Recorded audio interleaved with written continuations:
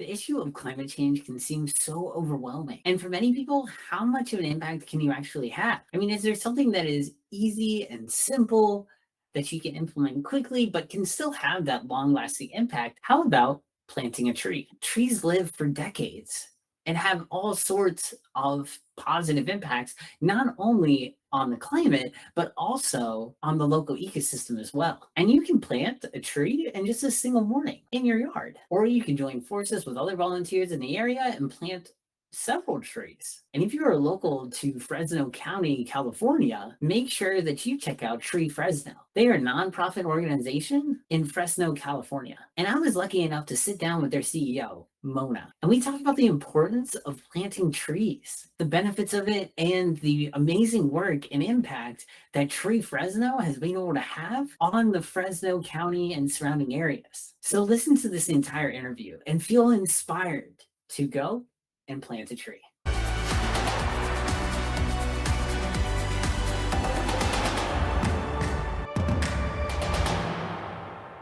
Mona, do you mind telling us a little bit about your organization, Tree Fresno? I'd love to tell you about Tree Fresno. So I am the CEO of Tree Fresno, which is a small nonprofit based in Central California. It is actually based in Fresno, but serving Fresno, Madera, Kings, and Tulare County. It was established in 1985 by a group of concerned citizens that believed that the tree could be a pretty good solution to many of life's societal problems, including water quality, air quality, high temperatures, heat, which we have to endure here in the Central Valley of California, and obviously beautification and bringing a peaceful environment to neighborhoods. Definitely. How do you guys feel that the trees bring about the cooling of the city streets and all this? How does that have that effect? It is amazing. Actually, trees bring so much life and coolness to our environment, especially here, as I mentioned before, we live in the somewhat a very dry and almost kind of desert-like climate. Our reliance on water from other areas is extremely important. Conservation measures are important, and cooling the environment is critical for human health and comfort. So trees, they have this wonderful ability with their green leaves to be able to go through this process called evapotranspiration, which creates a coolness when you have many trees that are planted together. So Tree Fresno specializes in planting large canopy trees for the purpose of lowering greenhouse gases, creating shade, cooling temperatures, and actually cleaning air. So we have highly polluted air here in the valley for a variety of reasons, including the geographical, just the way that the valley is. Referring to it as a valley can give you a key to that. So we have a lot of agriculture that happens here. We have a lot of drive-through traffic, big trucks, etc. And we have a lot of people who live here. It's actually quite critical to utilize trees as part of the infrastructure within our landscape to be able to not only bring these cooling temperatures, but those beautiful trees out there actually working every day. Their leaves are actually absorbing these pollutants in the air, and people can breathe a little bit freer by having more trees. Definitely. And so I've been to LA before where you can see the pollution just sitting over the city. Is it like that? Unfortunately, yes. And like I mentioned before, because we live in a valley and because we have high temperatures, it tends to like trap the pollutants in the valley. So it's really quite critical that we employ all measures to be able to reduce air pollution as much as possible, including the planting of trees. So sometimes, yes, we see the brown sort of dinginess like hanging in the air. And it's something that is good to see visually. It's just disconcerting, but it's also to understand that people are breathing that into their bodies, into their lungs, and the degree of asthma and associated diseases that are related to poor air quality are tremendously high here. So it's really important for us, again, to take all measures that we can to improve air quality. Definitely. And do you guys have issues with, because you live in a more desert-like environment, do you have issues with growing trees, or what type of trees do you try to grow in the area so that they do well and that kind of stuff? Sure, and that's a great question. It's a very important question when you're talking about tree planting. Tree Fresno focuses on the planting of 15-gallon, highly drought tolerant tree species. So we plant in parks and city streets, even on educational institutions like schools, and then also even private businesses, depending on where they're located. So we focus on trees that are hardy. They actually have a history of being able to survive in harsh environments, including in the urban landscape. I can tell you that a question that we often will receive is, are you planting native species? We do have some native species to this region, but interestingly enough, because we are in a very dry landscape, most of the trees that are native to this region grew along the river. So you have various kinds of oaks and sycamores that require a little bit more water. So we focus on trees that have been vetted, tried and true through the CAL FIRE Urban and Community Forestry Program to be able to survive in these kinds of environments. And those include like a variety of evergreens and then also deciduous trees. Gotcha. And where do they come from, in other areas of the US or around the world? Actually, around the world. We actually have, I think it's the Mondel pine that's actually native to the mountains of Afghanistan, which apparently are a very dry, rugged landscape. And those seem to be one of the best trees to plant along Highway 99, which is a very trafficked roadway with a lot of diesel truck traffic. And apparently they survive extremely well. They're evergreens, so they're consistently working throughout the year, throughout the seasons, because they consistently have foliage. That's an example. But we do have, again, we will plant sycamores and valley oaks where it's suitable. Camphor tree, Chinese pistache tree, deodar cedars are really good as well along the busy roadways. So there's been a lot of studies in the state of California. CAL FIRE, so the California Department of Forestry, has been planting trees through the Urban and Community Forestry Program for at least 14 or 15 years. And so they've learned a lot in this process. Most of our funding at Tree Fresno, a good chunk of funding comes through CAL FIRE's programs with the intention of planting more trees, especially in neighborhoods that are most impacted by pollution. So they recommend the tree species that will survive in these areas that require lesser amounts of water, and all the trees are required to have designated irrigation. So Tree Fresno does not plant trees with these grants unless it has irrigation connected to it. Gotcha. And do you guys service the trees throughout the life of the trees after you plant them, or how does that work? So that's a good question too, because often people will think about planting trees, but they don't think about the long-term prospects for these trees.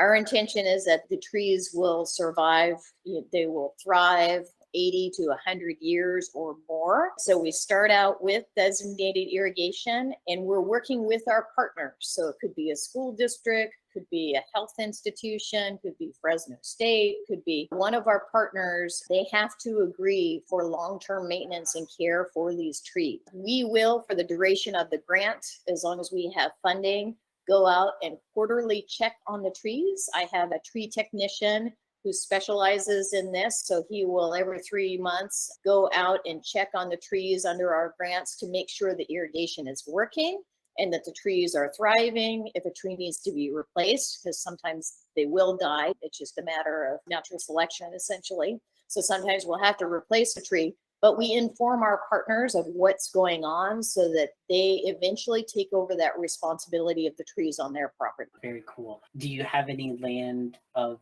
Tree Fresno alone? Is it just for you guys, or are you just working with like partners at parks and communities, centers, and schools and stuff, or do you guys have like a place of your guys' own? So our little office, we have a construction management trailer on the campus of Fresno State. So Fresno State actually hosts Tree Fresno, even though we're not part of Cal State University Fresno. They offer us the ability to exist there. So we're a team of 3 individuals who work for Tree Fresno, And we have a Waterwise garden or drought tolerant garden landscape that people can come and look at if they're wanting to transition their front or backyards into a Waterwise garden. So we have a lot of species there represented. It's a nice little demonstration garden. So that's home for Tree Fresno. But otherwise, we are working outside of our office out there with the partners actually putting trees into the urban landscape. So beyond that, that is the full extent of Tree Fresno's property. Awesome. And you said water-wise for this garden. What does that mean and what does that look like? Along with a conversation we were having about Tree Fresno's number one purpose, which is to actually transform the valley with water-wise trees and increased green space. We need to understand that our general public, our community is going through a transition, exchanging, let's say, water guzzling turf like grass. We've been accustomed to that for several decades now, but now we understand that there is not enough water to provide to that. So we have to look at opportunities for water-wise landscaping or xeriscaping. Sometimes people will use rocks, but there are all kinds of beautiful plants that are considered highly drought tolerant. Many of these species will grow in other areas of the country, like in Arizona or even in places in Southern California. So we have an opportunity to be able to share with our community ideas so that they can also play a part in water conservation in the valley. Very cool. Yeah. So I lived in Lubbock, Texas. And so we were very much a desert landscape there. And so when I was living there for a while, I was going to Texas Tech. I always saw like these people who were trying to grow this grass, and it doesn't rain enough there to really try to grow grass. Yeah. But there was this one family that lived close to the apartment complex that we lived in, and they had this beautiful landscape of their property, but they just had rocks and stones, but they made it in such a pattern that it like went around a little garden area that they had more like cacti and things like that, more like plants and stuff. So it was a very unique aspect of the landscape where they weren't trying to just grow grass, which takes all this water and stuff, but they still had a very beautiful yard, just a little unconventional, which I thought was really cool. So. And many people are going what you're calling unconventional. Is they're taking a lot of pride in that, being able to like transition to something that is not wasting our most precious resource with our water. And here in the valley, we grow a lot of food. And I know that many people that I talk to would much rather that farmers be using that water as opposed to us watering our front lawns. People are ready for it now, I think, for the most part. There was some resistance, say maybe 10, 15 years ago, but now with some incentives around and ideas and the neighbors doing it, then a lot of people are going to that transition. And it doesn't just have to be rocks. You can also put in those drought tolerant plants. Yeah, definitely. What have you seen over the progression of Tree Fresno from the time that you guys started it to now? Like, what has been the acceptance in the community and the excitement around this, around planting trees and everything? What have you seen? Any changes, any realizations that you've seen in the years that you guys have been around? I think there's a heck of a lot more enthusiasm for planting trees these days. Not only is there funding available, like I mentioned, through CAL FIRE in the state of California, with the goals that California has on reducing impacts of climate change, especially on communities that are most vulnerable. So there's funding behind that, which is also helpful.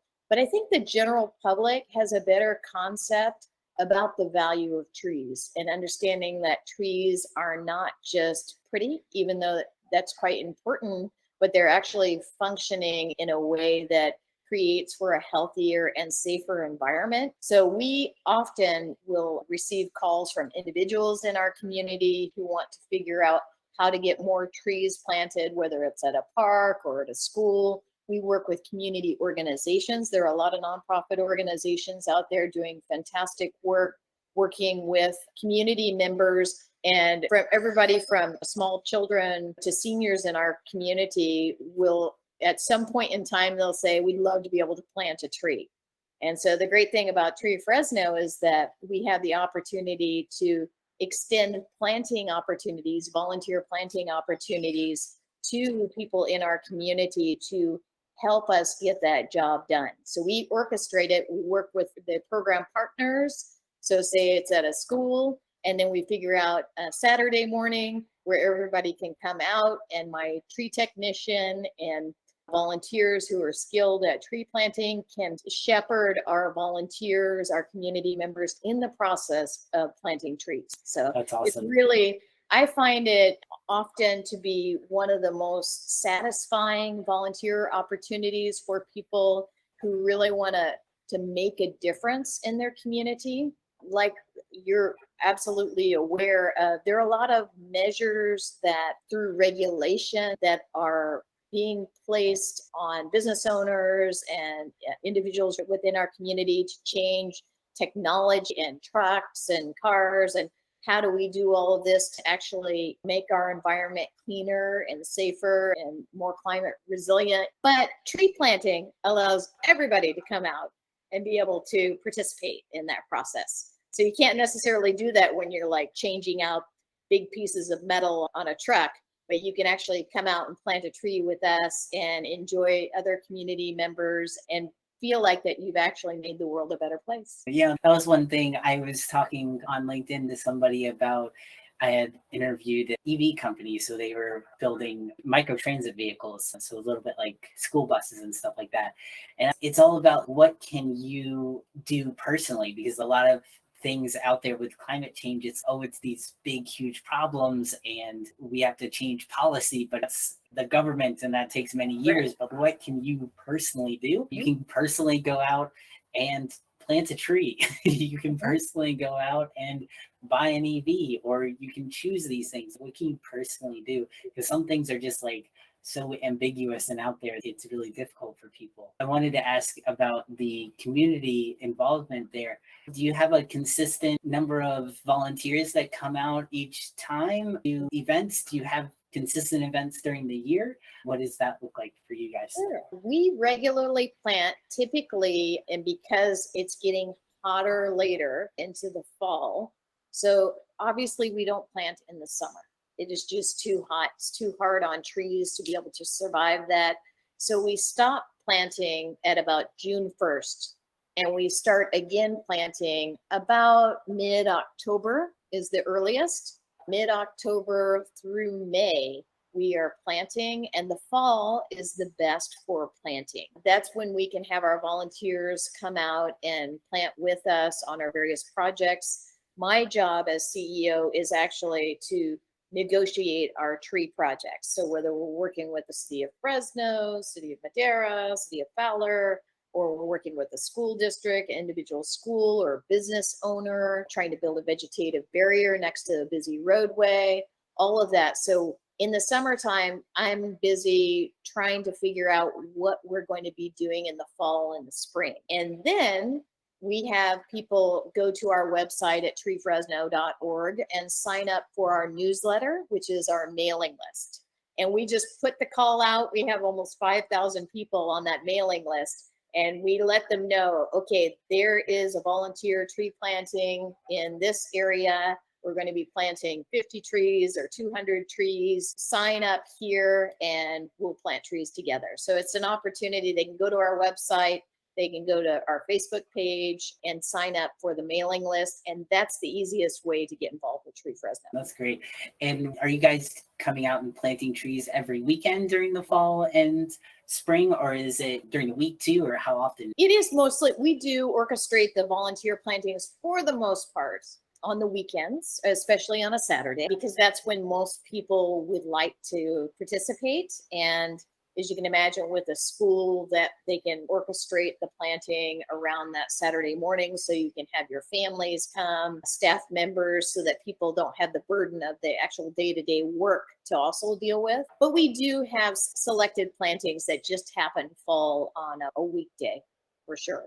So it's right now, I can't tell you like which days those are, because we're putting together our calendar. That's why the contact list on our website at treefresno.org is so important, is when people want to get involved, they get the notice in their email box and then they can just sign up. Definitely. So what are your goals for Tree Fresno in 2022? Our goals are always to plant as many urban trees as possible. We plant on average a couple of thousand each year. I may have mentioned since 1985, we've planted over 51,000 trees. Getting trees in the That's ground awesome. is our number one goal, but also our interface with our community. We do plant, we prioritize our plantings in what's termed disadvantaged communities per Cal and virus screen.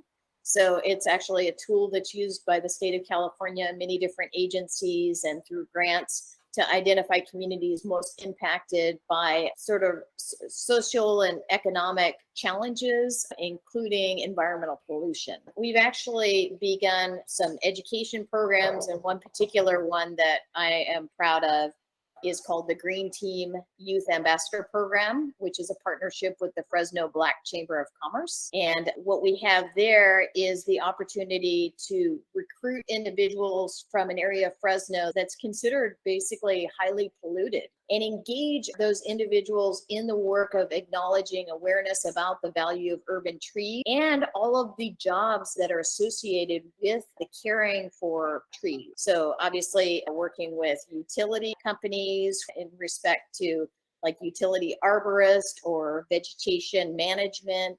And then also the city of Fresno obviously is taking care of their street trees and park trees at any given time. We have just opportunities to be able to explore those professions with them and let them in on all of the amazing things that are related to trees. And it builds homegrown advocacy for trees as well, so that budgets can be increased for the care of trees, et cetera. We'll just finish up here. Again, last couple of questions. Yeah. What are you currently learning right now? I love that question. What am I currently learning?